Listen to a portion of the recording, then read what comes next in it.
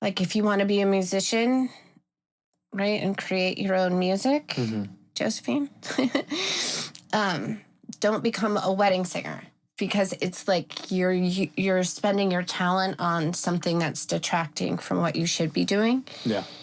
But you could become like, I don't know, someone who plucks eyebrows, someone who, like, you know, talks to people on the phone for money. I don't know.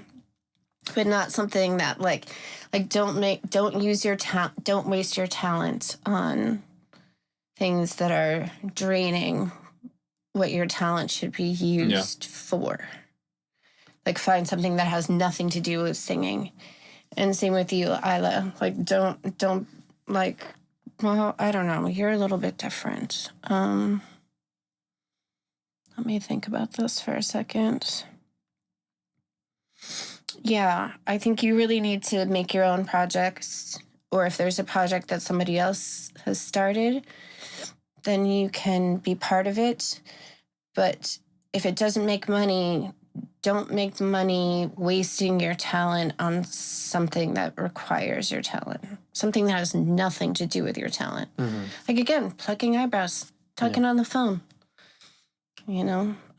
Become something else. So it's compartmentalized. Like, this is how I make money, but this is what I'm doing. And this money is just funding my lifestyle. And also don't do anything that drains you psychologically or emotionally, like something that's so boring, or like where you're sitting under fluorescent lights in an office from 9 to 5. Like, don't do that.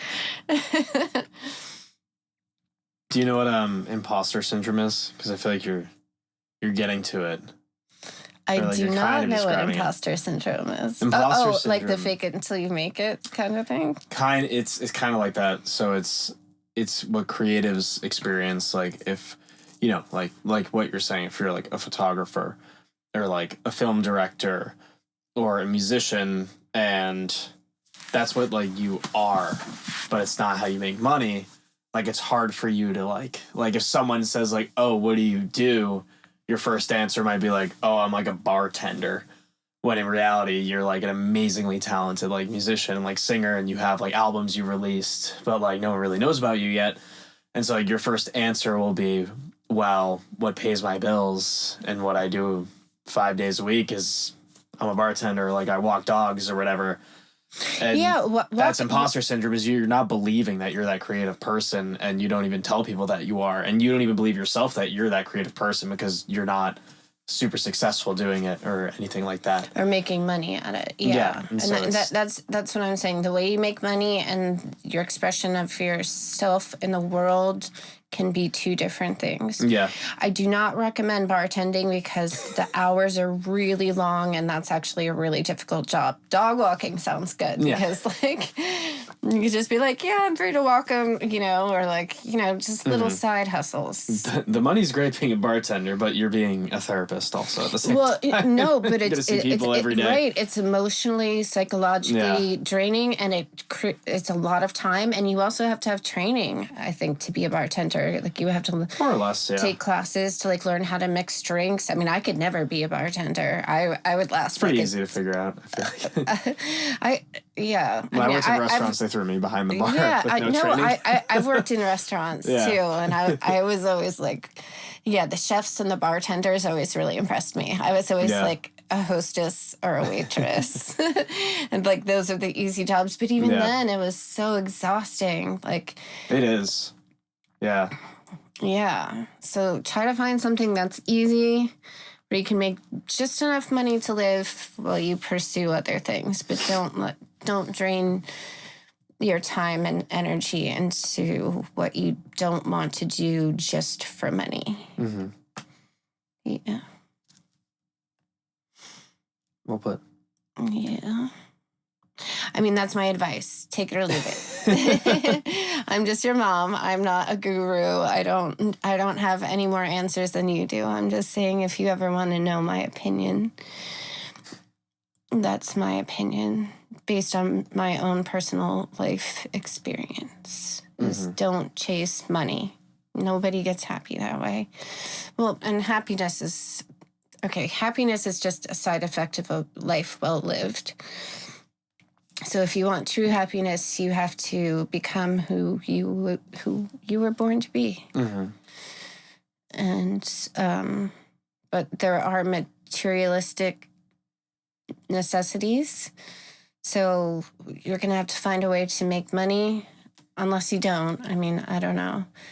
No one knows what's going to happen in terms of your career, but just try to be as independent as possible. Don't sign any contracts.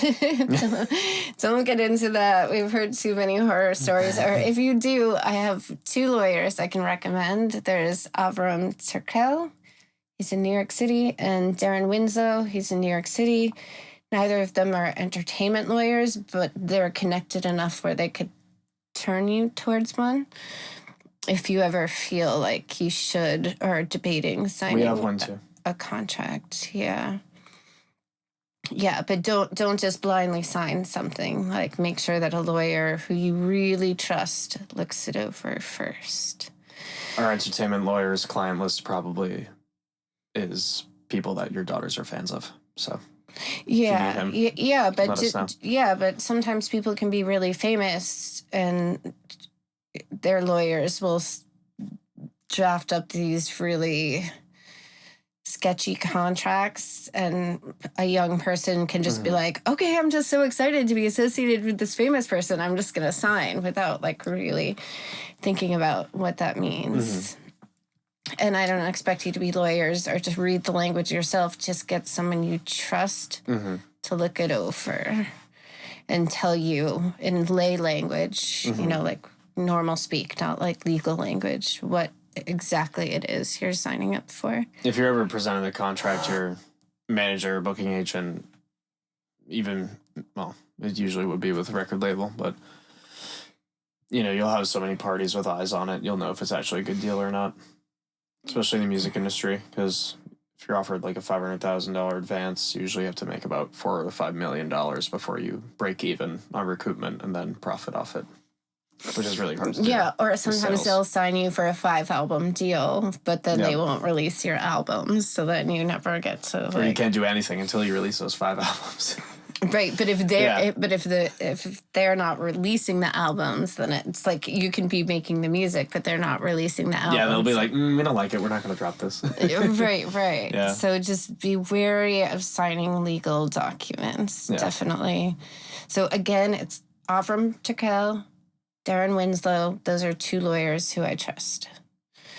They're both based out of New York. And if they can't help you, they can at least, you can trust them enough to trust the person to whom they refer you. So, yeah. Okay. Anything else you want to talk about today, or was that enough? You had a third topic. You said, like, friendships/relationships. We did that. And spirituality. We did that. You said something else, though, and I can't remember what it was. Oh, yeah, money. Oh, money, okay. That's about how you don't chase it. And... Oh, we kind of talked... Well... Yeah. You find a way to make it so you can get by, but it should not... Like, the pursuit of material wealth is a very vapid and soul-depleting way to live in this world. Yeah. And then I guess we can talk about marriage. If you want to have children, I think that you should always be willing to walk away from a marriage. I think the worst thing that you can do is be like, oh, I want to keep the family together, even if you're being abused, if your children are being abused, if you're being covertly sort of manipulated in ways that you don't understand, but you can feel something both in your mind and your heart and your soul that something is off, but you don't want to make waves. No, don't stay. Just walk away, at least give yourself some time, and then see if you want to go back. But don't ever feel like you have to stay in a marriage. And I do think it is important, if you're going to have children, to get married, to at least give it the good old college try. just because it provides a certain sense of stability for the children to know that their parents are married and that you're inhabiting the same home. But when it goes south, it's not like it's gonna get better. I mean, it just doesn't. People try to go to couples counseling. People try to apologize to you. If someone is hurting you, you have to leave. You have to go. And it took me a long time to learn that. But I did learn it, and I did it to protect you and your sister. And I've been much better at protecting you and your sister than I have been at protecting myself. And yeah.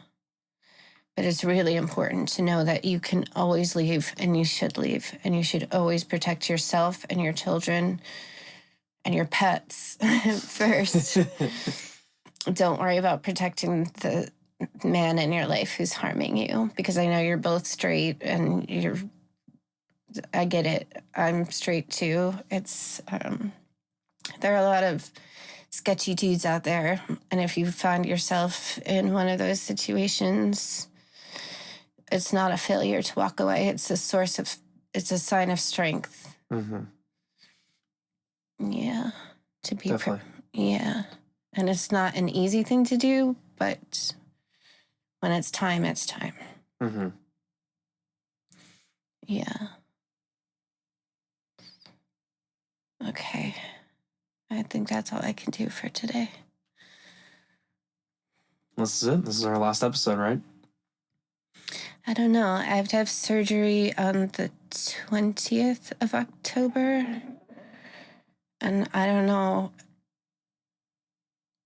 I don't know if I'm coming back. It's a very high risk surgery. So the odds aren't great.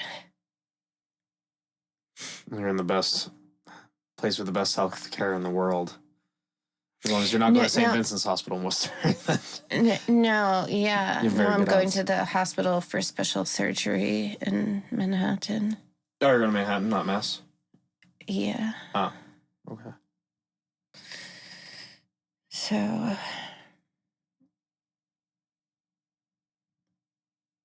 you'll pull through. I hope so.